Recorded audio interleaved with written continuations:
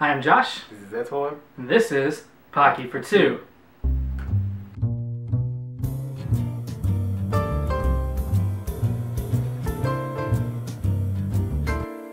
Well, last week we talked about Batman and Spider-Man movies. Spiderman.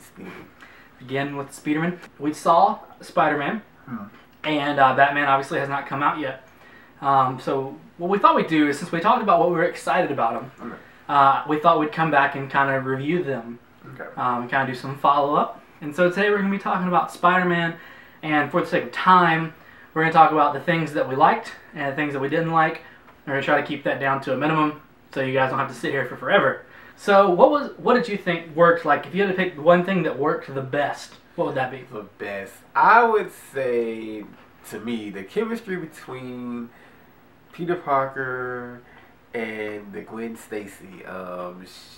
It was just a lot. It just seemed like it was natural. Like, you know, they seemed like, oh, that's the girl down the street, that's the boy up the street. You know, they knew each other like that. Also, I like the fact that they had the hottest Aunt May to date. We'll come back to that one. I want us to talk about what you said, the chemistry. Yeah, I was 100% on board with that idea. I liked the writing that they had for them. Especially, I think the thing that stands out to me the most was the scene when they're in the hallways, right after he's gotten in trouble for, like, I think it was right after he like basically made Flash like an idiot. And she catches him in the hallway. Is that the same time I'm thinking about? Oh, he's asking her out on a date. Yeah. Oh, that was just so awkward and so cute. Oh, it was awesome. To warn you, if you haven't seen the movie, there's going to be some spoilers here. So if that bothers you, then just don't watch this. But I love his, I was thinking we could, or maybe we could. It's just like, yeah, yeah. She's like, yeah, I love it. Yeah, one of those. He never says anything, and I just love the awkwardness there. And that's just how teens they talk, right? Yeah, no, it was great. I thought they did a really good job, and I liked that I liked the chemistry. As far as Gwen Stacy goes, I liked that she wasn't like helpless. Yeah, okay. Which was good, because the past couple of Spider-Man movies, all we've had is the MJ that Sam Raimi cast, and she was helpless. Oh, she was the damsel in distress. She right. Well, I totally know what he did with her. Somebody to save. I mean, I totally know what he did with her, but that is not MJ to me. So it was good to see a strong woman romantic interest person for him. Thought that was great. As far as Aunt May goes, yeah, Aunt May. Can we call Sally Field attractive? I mean, she is. She's like old lady pretty though. I think that's a lioness, man. She's a lioness. She's a lioness. We decided she's too old to be a cougar. So I don't know what's older than a cougar. Maybe that's why she's lioness. That's what she's a saber-toothed tiger, perhaps. Wow, no. We would leave Sally do me feels alone. But okay, if she's watching this, I apologize for that, Sally. But yeah, what else was going back when I said she wasn't helpless? When she, again, spoiler. She was like, hey, I'm going to go up there and work this machine because I know how to do it. And I was like, you go, girl. Yeah, she was very self-sufficient in the things that she did. And I liked that about her as Gwen Stacy. I thought that was really good. Definitely much better than Ron Howard's daughter. Ron Howard's daughter. Yeah. Oh, Bryce Dallas Howard. She was. That's right. She was in the third. She was Gwen Stacy in the third movie. I forgot about that. The things that I thought were the best was definitely Andrew Garfield's delivery in the costume. And I'll talk about that. We'll come to some more of that a little bit later. Okay. But I thought his delivery in the costume, he had the humor 100% down pat.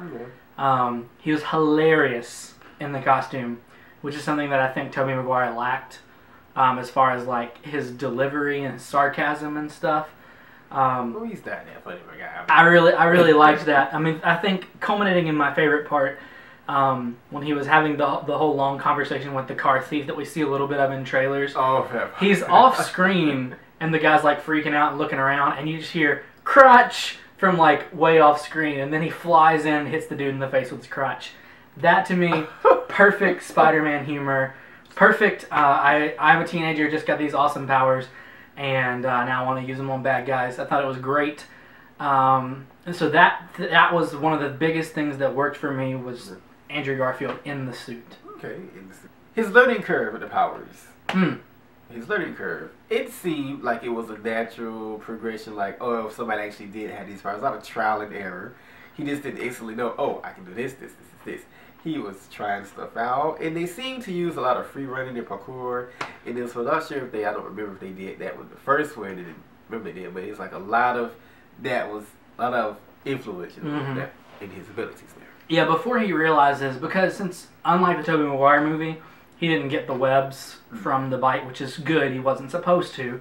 Sam Raimi. You can take liberties every now and then. Okay. But anyway, since he didn't have them from the beginning, get off Sam Raimi. Since he didn't have them from the beginning, he did have to learn, and it really did start from a very like human element. He's like, oh, I'm stronger, I'm faster, and it did kind of have a parkour, free running kind of thing. And then he realizes, oh, maybe I could use things that already exist to swing off of, and that's where the web idea comes from.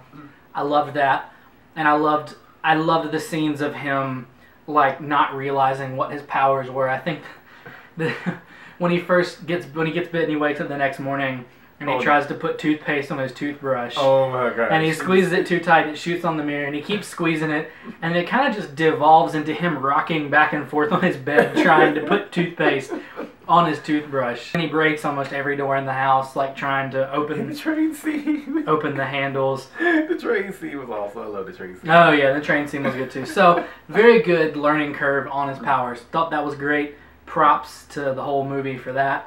Now the stuff we didn't like, or the stuff not really that we didn't like, but didn't work like I wanted it to. What would that be for you? Oh gosh, you go first. You go first. For me, it's kind of a flip of what I said earlier is my favorite. I'm not sure how I feel about Andrew Garfield as Peter Parker, like in his normal day-to-day life. I think he was good. But I think what I didn't like and was kind of weird to me was being a fan of the series and reading a lot of it and watching a lot of it. And I thought he was maybe too confident in himself to begin with. I see what they were trying to do. They were trying to go for like a darker side of Peter Parker, kind of an edgier side. And they worked that in because, I mean, you have the whole thing with his parents. He's already darker from the very beginning. So that kind of... It wasn't that it didn't work for me. I think I was just put off by it maybe a little bit. But it made up for it in the suit. Anyways, that would be my big thing. I think what probably is a good idea, if you haven't seen the movie and you hopefully haven't ruined too much for you, but if you haven't seen the movie, I would say go in just expecting to have a good time. Is it going to change everything you know about Spider-Man? No. Ultimately, it's a story that we've heard before. Some people make the argument that it was only made because they don't want to lose the rights to Spider-Man, and that may or may not be true. But I think if you go in knowing you're going to hear parts of a story that you already know, and know that, I don't think you're going to have a problem with it. They did their best to kind of change up the mythos. You all know, okay, the whole lost parents. And it's a far cry from what the trailers made it out to be, though. The trailers made it out to be like, the story you've never heard before. This is going to change your life. Well, maybe they will. We got to see the whole, maybe in part 2 we'll see some more stuff. Like, I want to see what's going on with the dad and stuff. Yeah. Because it seems like his dad was kind of shady. Mm-hmm. So shady stuff was going on with that. Yep. Ultimately, a great movie. Definitely enjoyable if you're a Spider-Man fan. If you're not, I think you're going to enjoy the movie. Again, like I said, if you are privy to the series, don't go in expecting things to just rock your face off. But it is a good movie, quite enjoyable, and I'd see it again. I would too. Okay. She was helpless too. Okay. We get it. Run hours, hold on. Run hours over. Yeah.